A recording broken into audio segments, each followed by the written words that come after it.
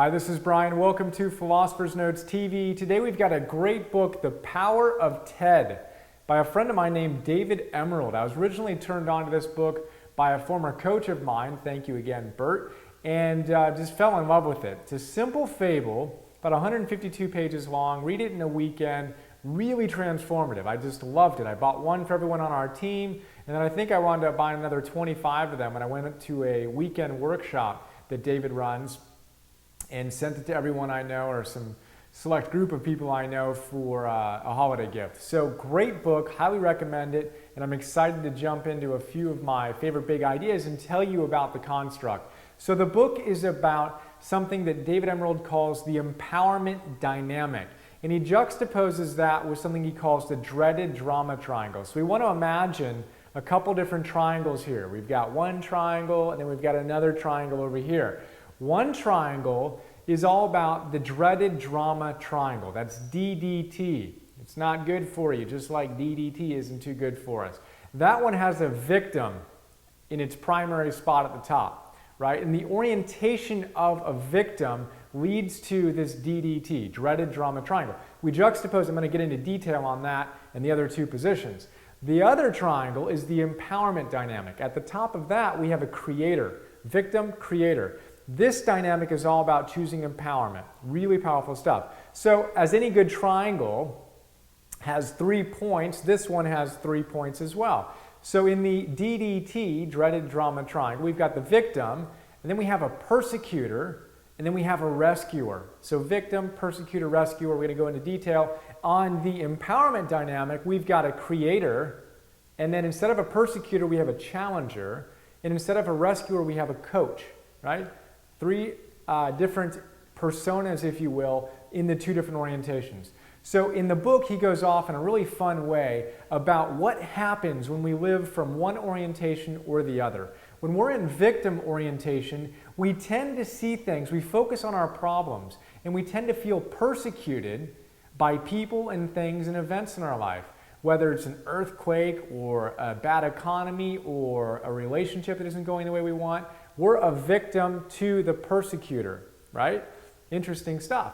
And then we look for rescuers when we're in victim mentality. Rescuers can be people who come and save the day for us, or it can be alcohol or drugs or TV or Facebook, whatever it is we use to numb ourselves, right? Victim, persecutor, rescuer. The major question that the victim asks is, where they focus on problems, right? They're always complaining, criticizing, blaming. They're in victimhood. Now we juxtapose that with the empowerment dynamic, where we have a creator in the lead. The creator still has problems in their life, but they don't see them as persecutors.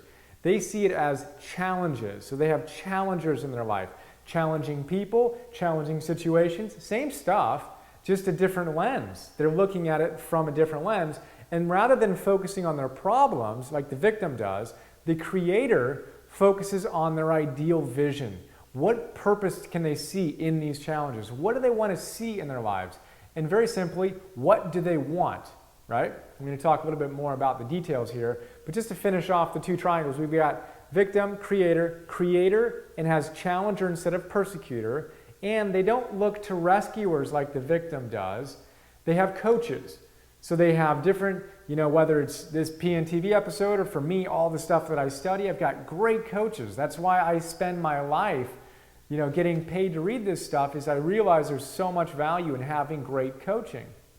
So they have coaches in their life, supportive people who know that they're strong. They're not trying to rescue them and save them, but are giving them some support. So powerful stuff. So that's a really quick look at the 2 different triangles we can play in, DDT or the empowerment dynamic, TED, which is why the book is called The Power of TED, the power of the empowerment dynamic.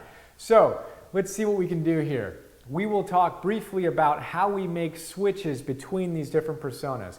If you're caught in victim mode, you're focusing on your problems too much. What you want to do, David says, is focus on what you want. Focus on what you want. When things aren't going the way you want, ask yourself, what do I want? If things were going ideally right now, what would it look like? That's such an empowering way to change your focus.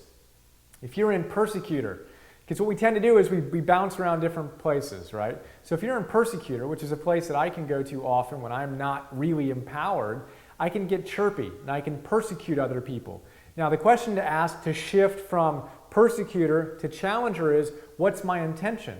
If I'm not feeling good about myself and I'm projecting my shadow everywhere, then as a persecutor, really I'm supposedly trying to help someone or point out their shortcomings or whatever, but I'm really doing so from a place of anger and spite and not from a good place, right? The shift I can make if I find myself in persecutor is, what's my intention?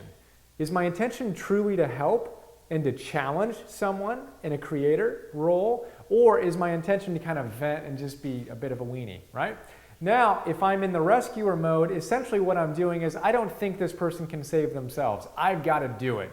So the shift is, do I think this person is capable of taking care of themselves? I shift from DDT to TED, right? From rescuer to coach. A coach knows the person's fine. They're a creator. But I'm going to help them if they'd like, and not do so from a vantage point of a rescuer. We can talk about this for a weekend. David does. Check him out at powerofted.com. I attended one of his weekend workshops with Alexandra a couple years ago. We loved it.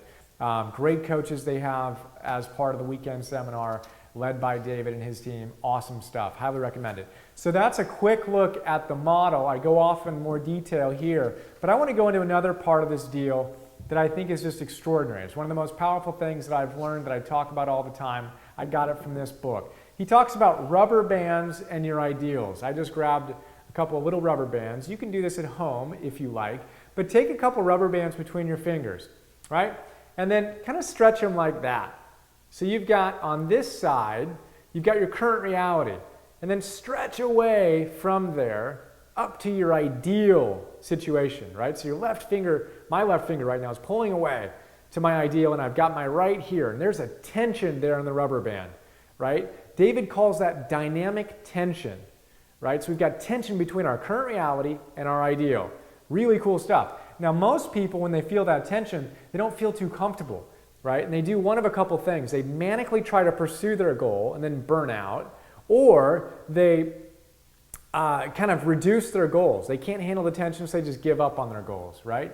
He makes the important point that what we want to do is have a clear and inspiring vision for our lives, have a really honest look at our current reality, and then hold that tension. Notice it, hold it, and then honor it by taking baby steps in the direction of our dreams. It's a huge part of my life practice right now. I have a clear sense of what my highest goal is and who I want to become in my life. In terms of my being sense, I want to connect to and express the divine as I have fun giving my greatest gifts and greatest service to the world. That's the first thing I write down in my journal every morning. And then I say I want to live with joy, optimism, love, courage, creativity, kindness, generosity. That's my highest goal. And then I set my number one now goal. Right now I'm working on these episodes and something called Optimal Living 101. Really excited about it. I'm focusing all my energy on that. Then what I do is I hold the tension between my ideal, I'm focused, and I take baby steps every day. I'm incredibly productive when I say I'm going to do what I commit to do creatively before I check the internet, before I schedule a business appointment. My time from waking up until I complete my creative work at 2 p.m., right, is all mine. I do this work, I do whatever I'm going to do that day. Today I've done 5 of these episodes. I'm doing 5 to 10 a day so that I can really focus over the next 3 months and get to Bali. Point being, for a 4-month little sabbatical, point being, what we need to do is hold the dynamic tension and take baby steps. So what's your ultimate vision? What's your near-term goal? And what baby steps are you taking? You do that consistently and you can hold the tension and feel unbelievably alive. I feel so good when I create, as I'm sure you do as well. So there you go, dynamic tension, super cool stuff. As you can tell, I get excited about it. We're going to talk about this a lot more because I think it's a key component to living our greatest lives. Finally, David says, it's impossible to invest your soul in a compromise. You can't invest your soul in a compromise. So what do you really want in your life? Come from a creator mentality and go out and rock it. Hope you dug it. Look forward to sharing more with you soon. Check out David and his work at the powerofted.com. All right, have fun. Talk to you soon. See you.